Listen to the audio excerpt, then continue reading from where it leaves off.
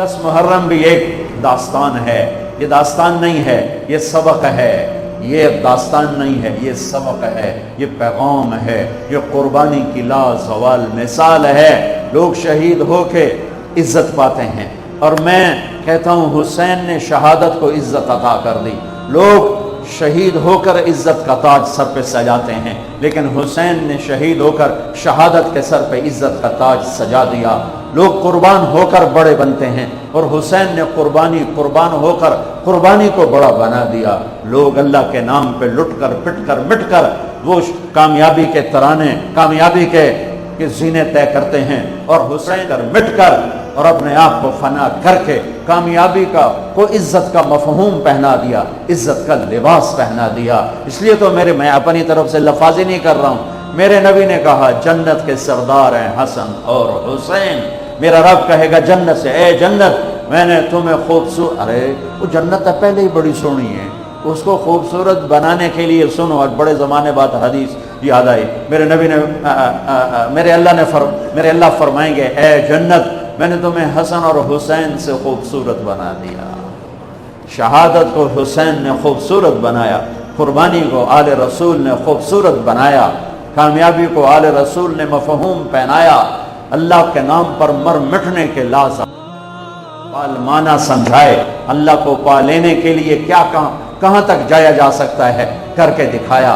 اللہ کو پا کر سب کچھ کھو کر کیا کیا جا سکتا ہے، کربلا وہ پیغام ہے۔ یہ صرف 10 دن کے لیے رونے دھونے کا پیغام، بے شک حسین کے لیے رونا بھی سنت۔ ہر شے کو بدعت نہ بناؤ۔ پانی دے۔ ام سلمہ سے آپ نے فرمایا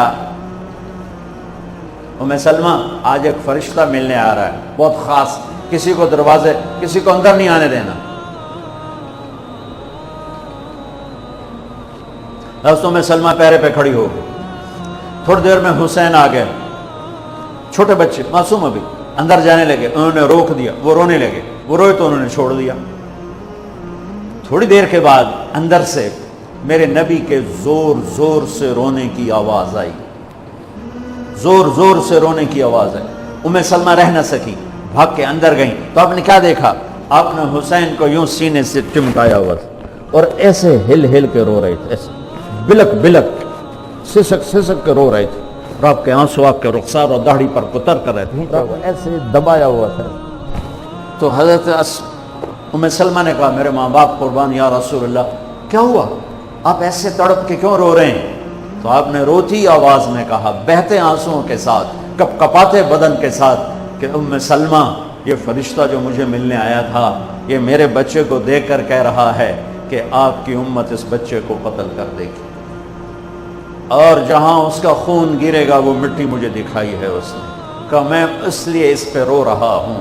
ابھی تو وہ شہید نہیں ہوئے اور رویا جا رہا ہے، تو ہم تو ان کی شہادت پہ روتے ہیں بھائی، ہم تو ان کی شہادت پہ روتے ہیں، اور یہ قیامت تک روتے رہے گی دنیا۔ کیا مزہ، یہ اللہ کا نظام ہے، اس نے کربلا کے واقعے کو یوں کر دیا جیسے ہر سال آج ہی ہوا ہے، آج ہی حسین شہید ہو رہے ہیں، آج ہی عبداللہ کا سر کٹ رہا ہے، آج ہی زینب کی چادر کو کھڑا جا رہا ہے، آج ہی لاشوں کو گھسیٹا جا رہا ہے۔ وہ میں حیران ہوتا ہوں، ٹیپو سلطان سرنگا پٹم میں شہید ہوئے، دشمن کون؟ انگریز، کون؟ کافر۔ تو برطانوی لشکر نے ان کو توپوں کی سلامی دے کر دفن کیا، اور عزت و احترام کے ساتھ دفن کیا، اور میرے نبی کے نواسے کی لاش کو ان کم بختوں نے کفن بھی نہ پہنانے دیا، جنازہ بھی نہ پڑھنے دیا، دفن بھی نہیں کرنے دیا۔ اگلے دن بنو اسد کے بارے میں پتہ چلا عمر بن سعد کو، تو راتوں کہ وہ ان کو دفنانے والے ہیں، تو راتوں رات ان کو بغیر جنازوں کے مٹی میں دبا دیا اور اوپر پانی چھوڑ دیا کہ کوئی پتہ ہی نہ چلے حسین کی لاش۔ بنو اسد کا بوڑھا آیا، اگلے جب پانی خشک ہو گیا وہ آیا اور اس نے مٹی اٹھا کے سونگنا شروع کی۔ سبحان اللہ،